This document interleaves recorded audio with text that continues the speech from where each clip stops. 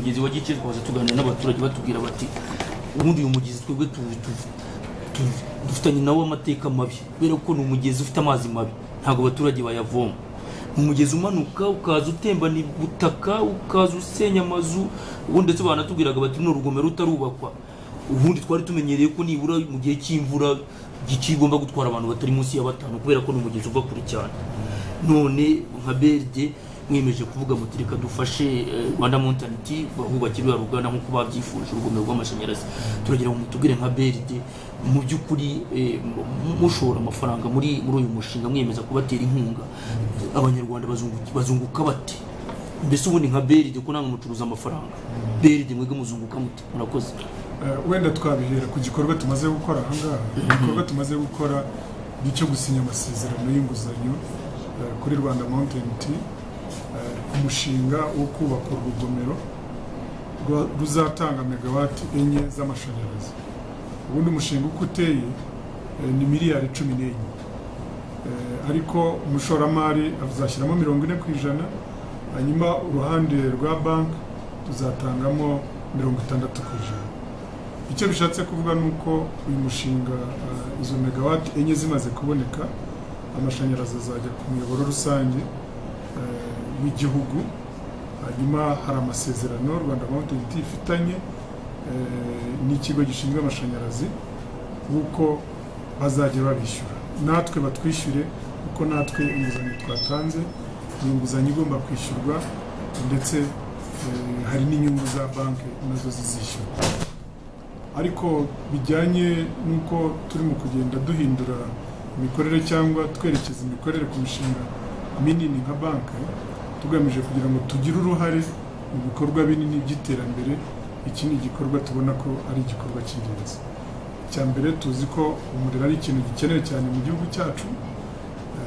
Umuriro wose muri rusange megawati 150 rumizi ni megawati 4 zongera kuri megawati 4 nazo twagizemo uruhare, ndetse hari na gice ya gatatu iteganijwe megawati 8 n'ibice 5 nayo twumva tuzagiramo uruhare.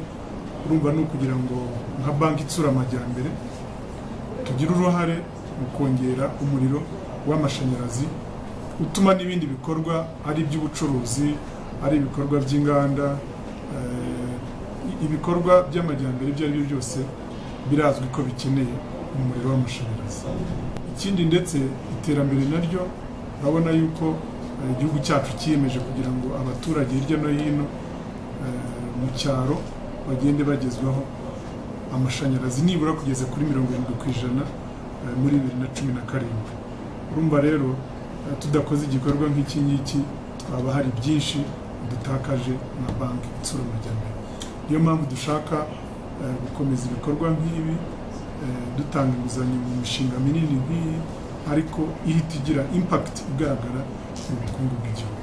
Nyakubahwa siwo umugezi wa Giciye ni umugezi udateye nk'indi migezi, ni umugezi ufite amazi temporary nko mu mpeshyi usa nk'ukamye.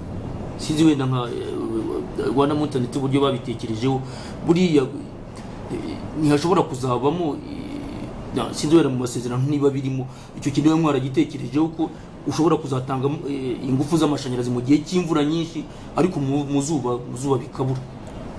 Kugira ngo tugere kuri uru rwego rwo gusinya amasezerano y'inguzanyo nuko twari tumaze ikindi gihe dukorana na Rwanda Mountain Tea dukora inyigo ari zijyanye na financement y'umushinga, ari ibikorwa byose bizakorwa muri uyu mushinga ni ibintu byarebwe. Ibyo nabyo byaje bikurikira feasibility studies cyangwa inyigo mu rwego tekinike zireba ubuhaname, bireba umugezi w'amazi, imiterere yawo, volume cyangwa ubwinshi bw'amazi. Ibyo byose ni ibintu byasuzumwe. Nibyo ibihe biratandukana. Mu gihe cy'imvura amazi yari menshi kugera kuri maximum, mu gihe cy'izuba amazi aragabanuka ariko ntabwo ahera burundu ku buryo utabona amashanyarazi. Ibyo rero ni ibintu bisanzwe kandi inyigo zakozwe n'abantu b'abahanga bagaragaje yuko ibyo bitatera impungenge.